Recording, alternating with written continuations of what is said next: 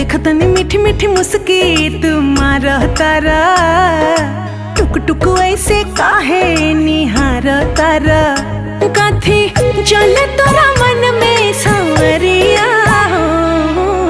हटे हटावाले ना हटे नजरिया हो, जनमा रे जान हो मधुन कलर सरिया, मन करे कहसली भरिया कवरिया हो, जनमा रे जान हो मधुन कलर सरिया।